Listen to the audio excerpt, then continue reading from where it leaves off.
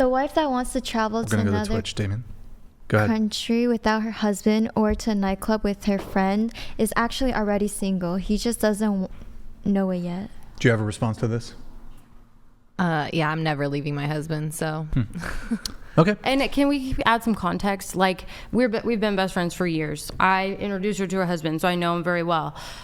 Like, recently, we've had this conversation over the last few years about being able to travel down to Mexico. And now she's been invited to a bachelorette party where no husbands are going. All of the wives or girlfriends or whatever are going as a group. And so...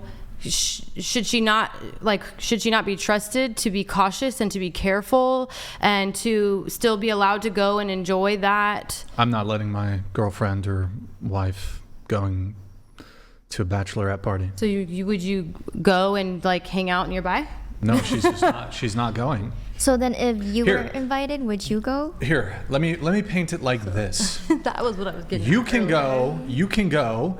The relationship is over. It was nice to meet you. We have different values. You're not respecting my boundaries. I'm not going to control you. Mm-hmm. You go ahead and get drunk and have your male stripper. Mm-hmm. That is not conduct. That's extreme. That is not conduct conducive to, in my view, in terms of what I want in a partner, to a long-term relationship or a marriage. Would you have a bachelor party? No. Would your wife have a bachelorette party? I wouldn't. These dudes who get strippers, that's fucking weird. It's not about strippers. Bachelorette parties are not for only strippers. Okay, well, look. Well, then like you can go, you know what's crazy? And go and have no promiscuous well, then activities. Sure, hang on, sure, you're right. If there's absolutely going to be zero strippers there and you guys are just like hanging out and sewing stuff, then yeah, she can go, sure. Or just sitting at a resort, just at the pool, where you don't even leave the resort. That's different. When you say a bachelorette party, right, what comes to mind is not a resort where you're sitting at the pool. What comes to mind is that you're at a male strip club, right? That's what comes to mind. Or there's if you're saying, I don't think so. Or there's strippers involved. If you're saying that is not the case, right, and the bachelorette party is, well, me and the girls are just going to get together in the local resort and have some drinks and this and that, then what would even the problem be there, right? Like, why even bring that up as being something in which would be controlling for somebody to say yes or no to, right? What's even objectionable there? What do you mean? I'm just saying there's a specific reason and event to go out of the country. Whether they decide to partake in activities that are inappropriate is totally different than trusting your wife to be able to travel safely and come back safely and still make the choices while she's there to not engage in inappropriate activity. That's her choice. That's respect. We're back to the idea of trust, right? And so the idea is that I don't think it's a breach of trust for somebody to have fears which may not be considered by you to be rational. So for instance, I'm not in your brain, so I don't know what goes on in your brain. There's a good possibility you're the most trustworthy person on planet Earth, and you know if you go to a place like that you would never do anything like that. But your significant other doesn't know that. They don't know that for sure. They can think it.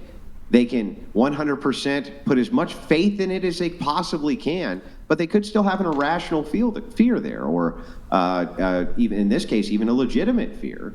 And why not do everything you could to placate that person's fear by something so simple? Something so simple is just, it's not all about me, but also about you too.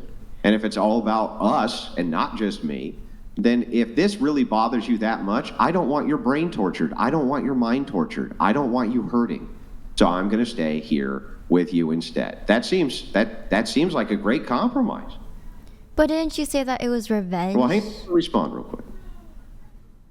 I can't agree. I don't agree with you. Like, I think it's one thing to say, I have an irrational fear, but it's another to let irrational fear control how you're going to conduct your relationship and where you go and what you do. Again, I gave a very valid option of, right, like if you feel so strongly that it could be unsafe, travel with her there, stay in the same hotel, allow her to do the things with the group of girls that are not inappropriate, and be there and be a protector for her if that's how strongly you feel. Remember that all of this is a compromise in her behalf. What's her compromise? Sometimes relationships are compromises. Hang on. Let me ask the question.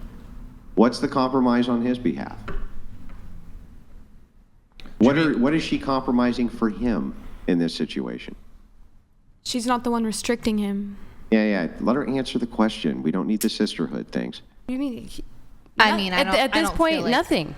Like, but Yeah, at different right, points in a exactly. relationship, you Nothing. make different compromises. So hang on. though. So in this case, in the situation, right? The idea here is he makes all the compromise, you make none. This and time. So hang on. So the idea here is that, well, then why should he compromise at all? Why not dig in his heels instead and say, no, I don't think you should go, and I don't want you to go. And whether or not you think that that's fair or irrational, I'm going to stick by my guns like you're sticking by yours. That doesn't seem like it's very healthy. Well, there will be, I'm sure, many other situations where she will have to compromise for him. Maybe this situation, no, but he can make that compromise now, and That's she can exactly make. how a relationship like it works. does There's all depend sorts on of the compromises. situation. All Yeah, sorts of 'cause- compromises made across a wide spectrum for all sorts of things. Perhaps she has issues with money, right? This is a very common thing. Women want to see X amount of money in the bank account for large expenditures, so the man compromises a large expenditure that he wants to make so that she feels that sense of security. That happens all the time in relationships. It's one of the number one reasons people get divorced, in fact, is over money, because they don't want a larger expenditure. Men like to spend on large expenditures. They like to take a little bit more risk with money. Women like to take less risk with money. So a compromise, right? Okay, you can see the fatter bank account. That's great, okay? But I also don't want you to go gallivanting to Europe, okay, for a bachelorette party. Do you think you can do that for me? That seems to be a pretty reasonable ask. And it seems like it's very selfish and self-centered to instead say, no, I'm a boss babe, I do what I want, and the compromise only works here one way. But I didn't say I'm a boss babe and I do what I want. I said there are I'm not talking options. about you specifically. Either way, for any talking- woman, if you're rational and you can think and you can say, like, are you willing to do this and make this compromise so that I can be there for this important event?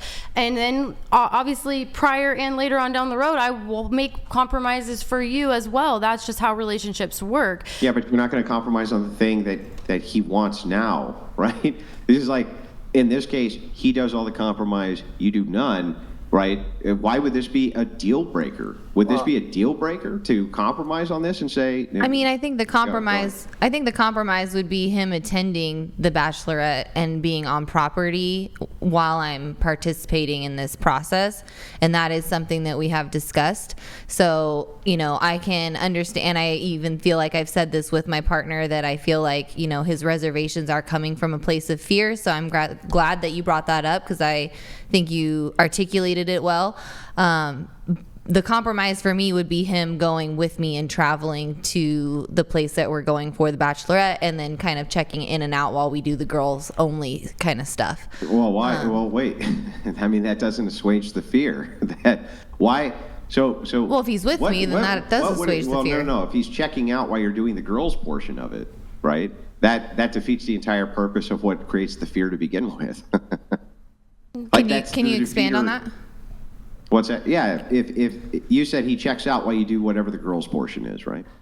Yeah, like he wouldn't go to the spa with the girls because he's not Right. like it's not but co-ed. But that defeats the purpose. It's what you're doing with the girls that is so concerning, right? That's the problem. No, it's for him. It's the travel out of the country without him that is the problem. Well, I mean, in this case, perhaps it's a good enough compromise to say you're going with me to the place. You know what I mean? So that you can see with your own eyeballs, and that in some ways mitigates your fear. Perhaps that's fair enough to do. But I think it's also fair to compromise and just say, well, if this really is such a problem for you, then I just won't go. I just won't go.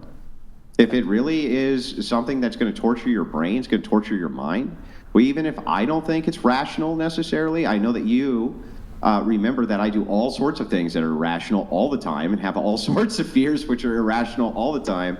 And, you're pretty understanding about those. So, I'll be understanding about this. And but I think for women often what happens is they only see the compromise on the one side because men generally tend to be so logical, they forget that they also have fears, whether you think they're rational or not. I definitely see both sides where Andrew's coming from. Like I've been in a situation where, me and my friends were planning on going to Mexico. It ended up not happening anyways, but my boyfriend, you know, he expressed his concerns about my safety, and I don't think it was, like, me personally, I don't think it was controlling in any way, which I think that's a lot of what women think that is like there's being controlling. But like in that situation, I mean, he was sure. looking out for my let's just, safety. Let's just assume for a second it is controlling. Like, so what? In relationships, we control each other's behavior all the time. We control our preferences all the time. We control all sorts of things in the behavior of the person that we're with. For the purpose of necessity, we have to do this. People have to control each other, literally, at least to some degree.